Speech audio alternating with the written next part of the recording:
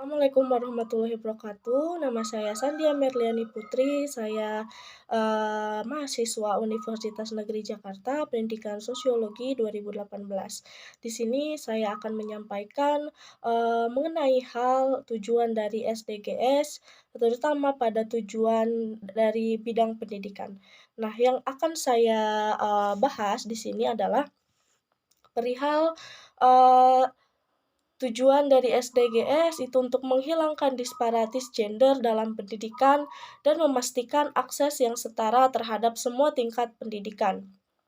Nah, isu kesetaraan gender ini sudah mencuat gitu, sudah mencuat dari sejak zaman Orde Baru, Orde Lama, dan hingga saat ini kesetaraan gender dalam bidang pendidikan ini masih menjadi perbincangan hangat. Nah, pendidikan adalah usaha sadar dan terencana untuk mewujudkan suasana belajar dan proses pembelajaran agar peserta didik ini secara aktif mengembangkan potensi dirinya untuk memiliki kekuatan spiritual dan keagamannya, misalkan ya, untuk pengendalian diri, kepribadian, kecerdasan. Nah, itu adalah dari tujuan dari pendidikan itu sendiri. Nah, usaha untuk meningkatkan mutu pendidikan pada setiap jenis dan jenjang pendidikan sendiri dapat terlaksana dan mencapai hasil yang optimal bila proses pembelajaran itu sendiri ini berlangsung dalam suasana kelas yang kondusif seperti itu,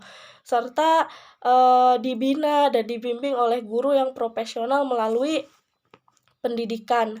Nah, diharapkan ini tercipta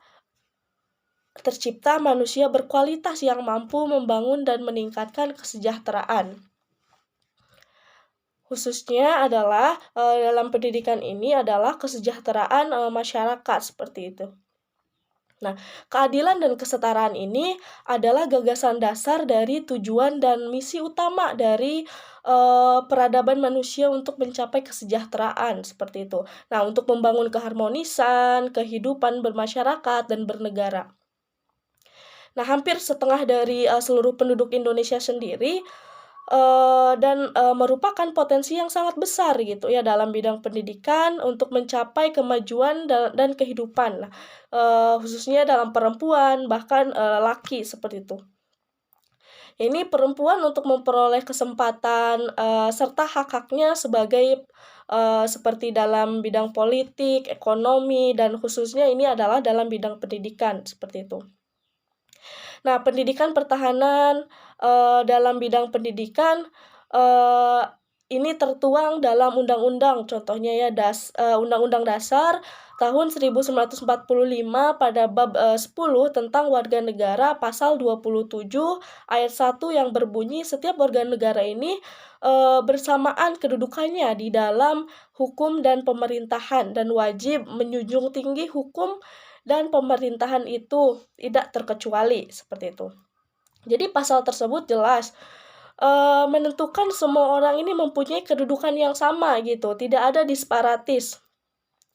Dan tanpa ada diskriminasi antara laki-laki dan perempuan. Sebenarnya ini itu telah diakui dan terbukti dalam kesetaraan Undang-Undang Dasar tahun 1945 tentang jangkauan warga negara dan penduduk jelas tidak membedakan jenis kelamin, yaitu adanya kesetaraan gender. Nah, di Indonesia sendiri dalam pendidikan ini terjadi pada adanya ketimpangan terhadap gender itu dalam pendidikan, yaitu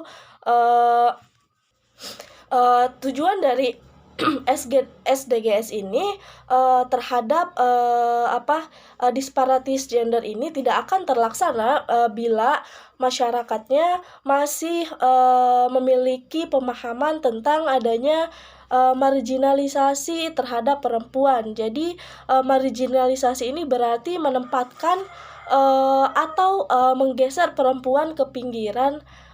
Maksudnya ada perempuan ini dicitrakan lemah, kurang atau tidak rasional atau tidak berani, sehingga tidak pantas atau tidak dapat memimpin seperti itu. Ini jika pendidikan masih dalam bidang pendidikan masyarakat, masih, menganggap bahwa perempuan ini lemah atau adanya marginalisasi terhadap perempuan, maka, tujuan dari pendidikan terhadap disparitas gender ini tidak akan,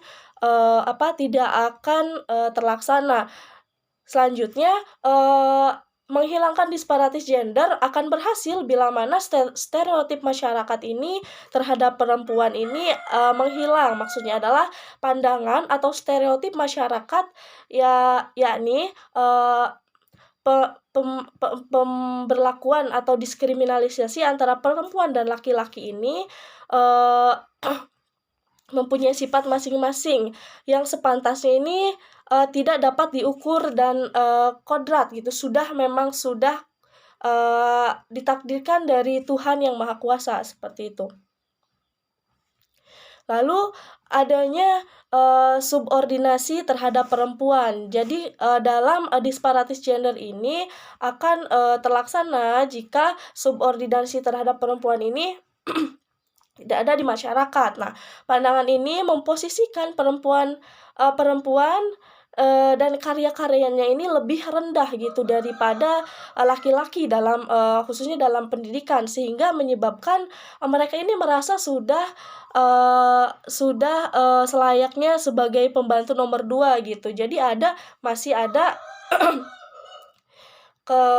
ketimpangan gender di sini. Nah, disparitas gender akan berhasil bila mana stereotip, dalam subordinasi, terhadap perempuan ini, menghilang dalam, pemahaman masyarakat.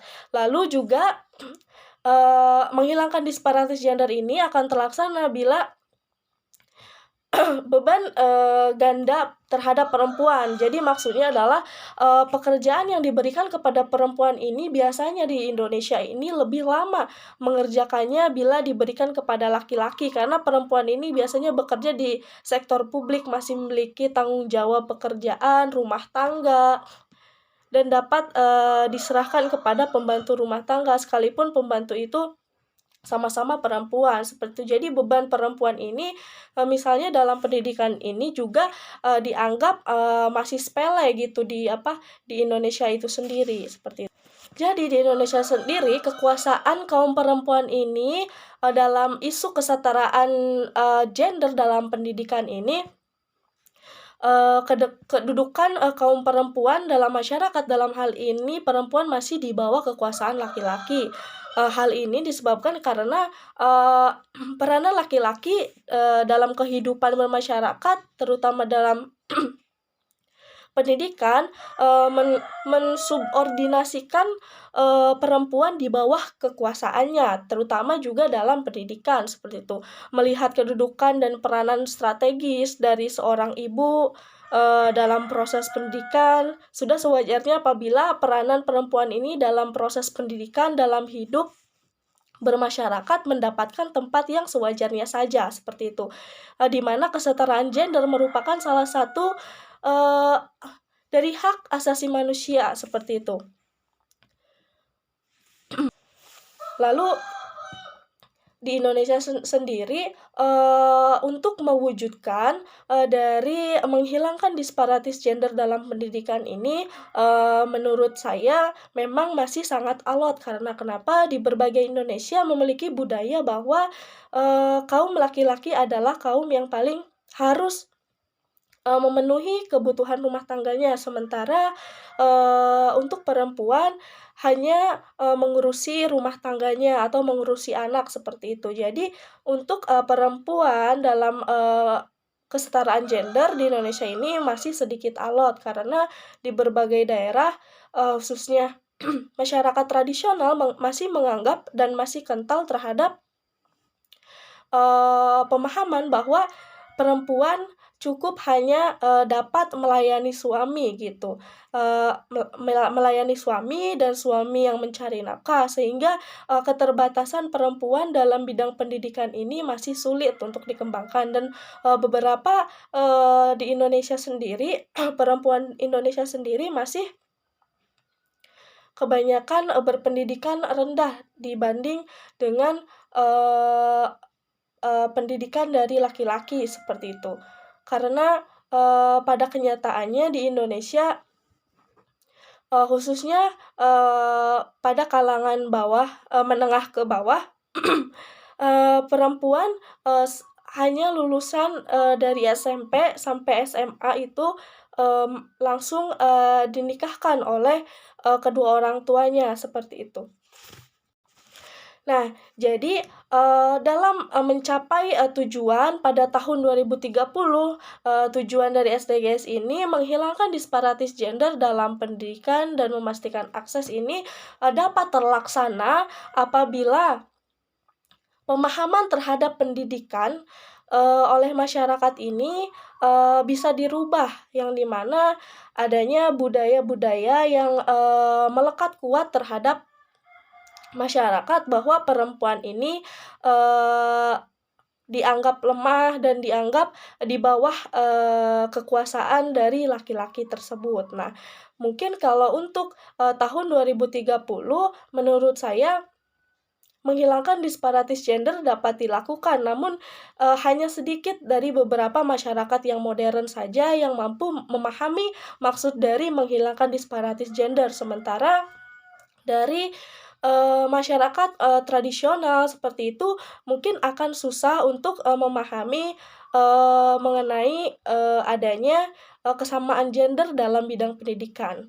Sekian, penjelasan dari saya, kurang lebihnya mohon maaf. Wabillahi taufiq wal hidayah. Wassalamualaikum warahmatullahi wabarakatuh.